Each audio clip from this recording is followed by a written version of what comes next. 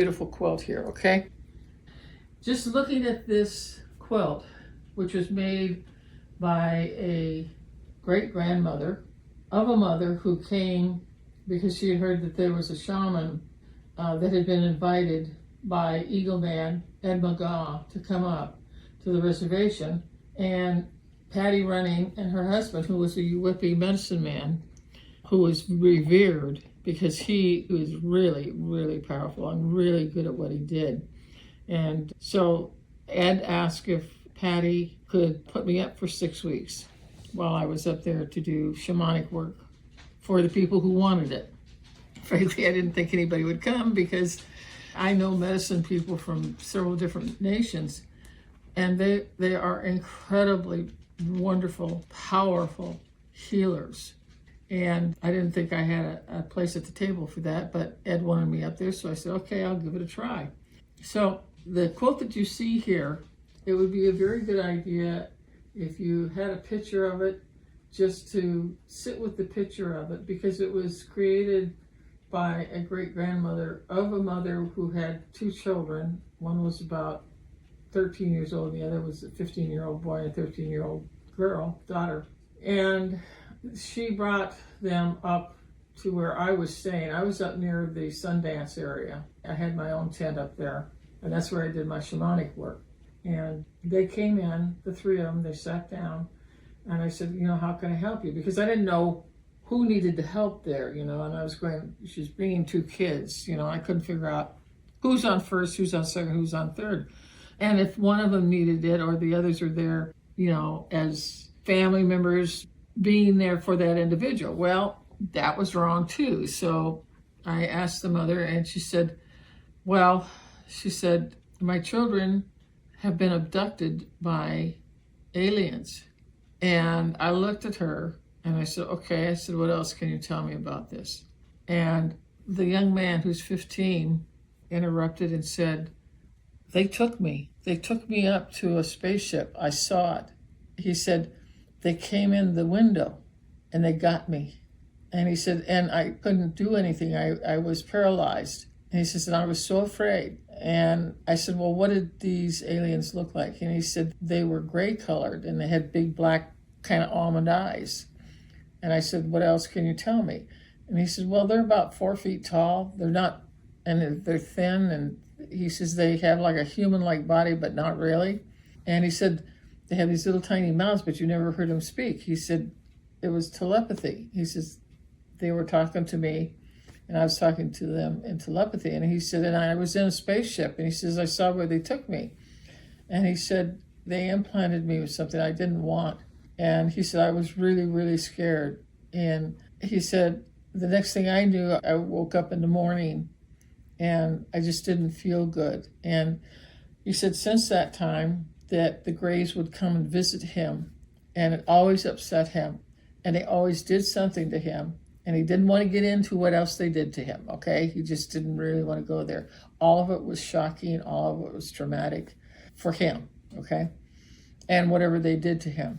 And I'm sitting there and I'm getting more and more angry because I can't tell you how many times I have dealt with people, whether they're on a reservation or not, doesn't matter what country they come from.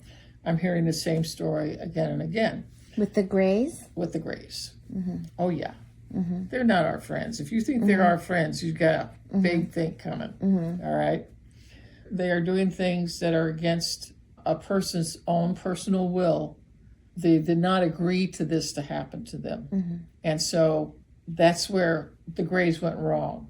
It's a different thing if the Greys say, hey, we want to do some genetic splicing between you and us and to make a better human being and a better Grey, to upgrade.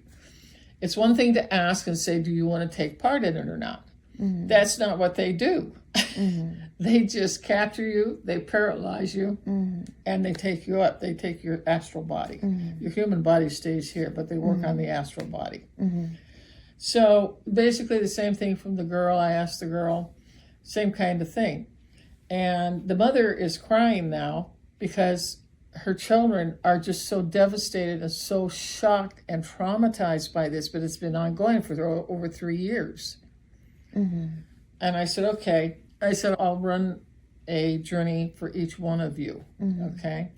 And the mother asked, she asked if she could stay when I would do this. And the girl was so traumatized. I said, I'm going to do it right here, right now. I said, I had a tape recording at that time in 1991. They had tape recorders. They didn't have iPhones, that you could put it on. And I would play that because it would lock me into going into the fourth dimension where I operate out of, one of the dimensions I operate out. And so I did that. And the first one that I went up for, and I didn't tell the family this. I told it to them afterwards. But I told them that I said I have a lot of experience with aliens traumatizing and taking humans and doing things without their permission.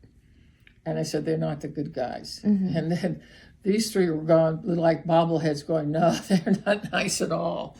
And so I did a journey for the boy.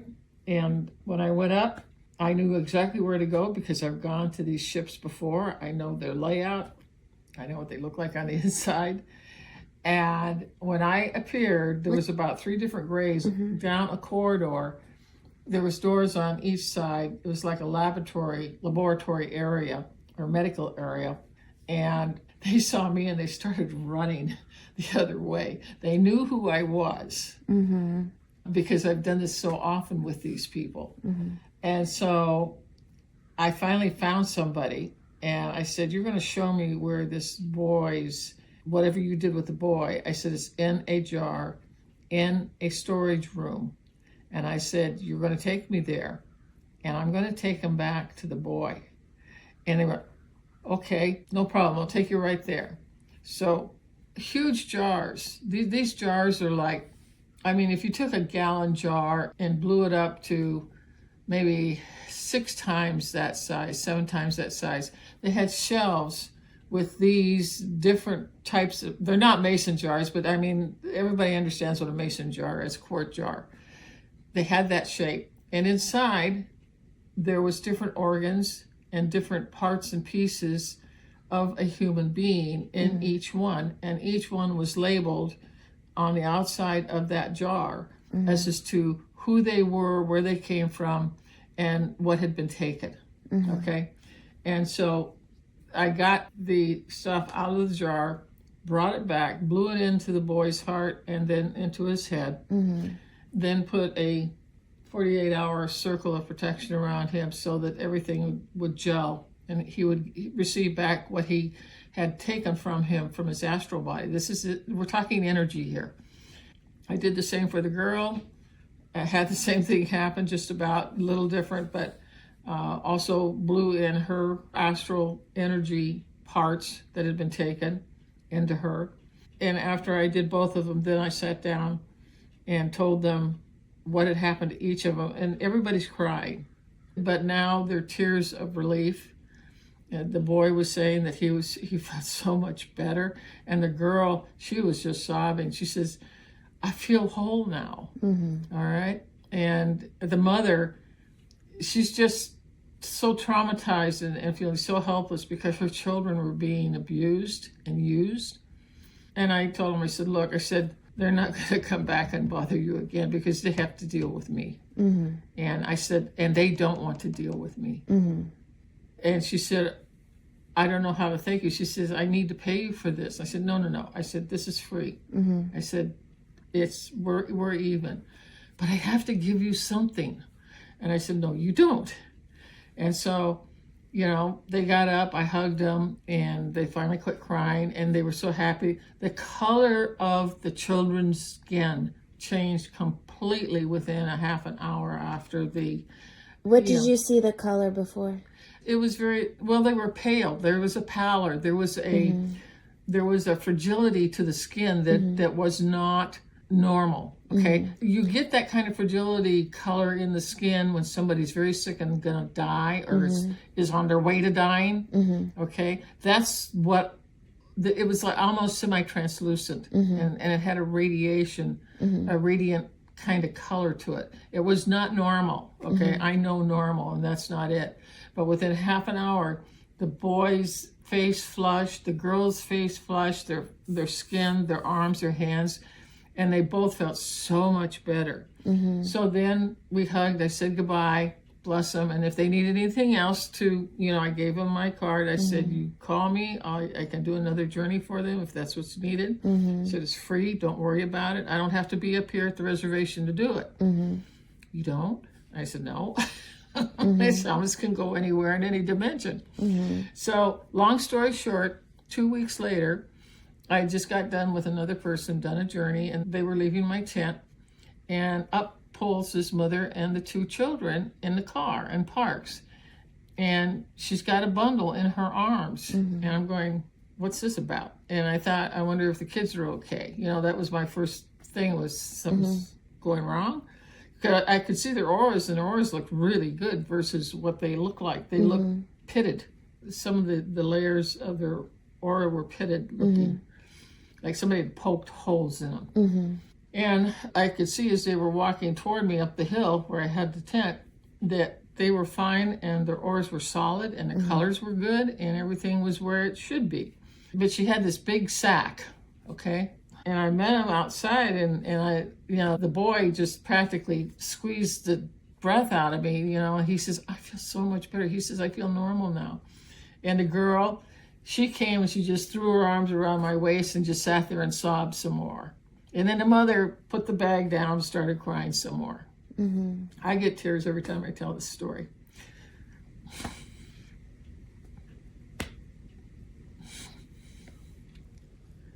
The mother bought a gift. She absolutely wanted to give me something for what I did. And I had already turned her down. And I said, I don't need anything from you. And she pulled it out, and she pulled this beautiful Native American rosebud quilt that had been made by her great-grandmother. And that was an advent of when the first, I think, Singer sewing machines had come in, was when she made that. I don't know what the date is, but it's not hand sewn. It's machine, but it was one of the first machines. And she brought it out. She laid it on the ground. She wanted me to look at it. And she said, you know what this is? And I said, yes. Within each family, at least on a Rosebud Reservation, there was always an elder woman, who would make a quilt for the family, for the entire family. It was a family heirloom. It was never given away, ever. And it's also a pipe blanket, because the pipes are there, the red pipes, the pipestone. Pipes are sacred. They're in direct communication with the Great Spirit.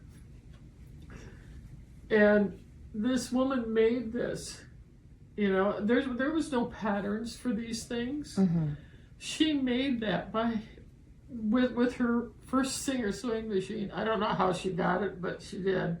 And the design and everything, the teepees, and the smoke coming out of the top of the teepees, the 8 stars, points of the star. 4 of them are for the major north, south, east, and west, and then 4 are the minor directions. And the circle with the green is Mother Earth, and the sun is Father Sun, and the orange is the woman. So you have the male, female, and then you have Mother Earth. And the thing that really told me is that they always use red and black. Red is the red of the blood. The black is the womb of the woman, where birth and creation comes from. And the white is always about the wintertime, the snow. And again, the border of the yellow is Father Sun. And I looked at that, and she told me the story, and I said, I cannot take this. I will not take this. And she was very meek and very mild, and she just stopped her foot, and she says, you will take this. You will take this home with you. She says, you are a part of our family now. The kids were fine. I never had to do another journey for them. They were never visited again, because I told the head gray, I said, you know what's going to happen. if you ever touch them again. He says, no. He says, I don't want this to happen. No, we will leave them alone. I said, you'll leave the mother alone. You're going to leave everybody on this reservation alone. And he said, we promise we will. We will not touch anyone there. Mm-hmm. So, in a sense, this quilt is for everybody there. They're beautiful people. They're great people. Mm-hmm. And their hearts are always tied with Mother Earth. But they were getting ravaged by the Greys. Mm-hmm. So it all stopped. Yeah. And that's the story of this quilt. And I'll have it till I die. And I have someone that I want to give it to and pass it on to. Ed doesn't have any children, Ed McGaw, who mm-hmm. started this whole thing. But I know who I'm going to be giving it to, mm-hmm. and pass it on and keep it in the family. Mm-hmm. So that's the story.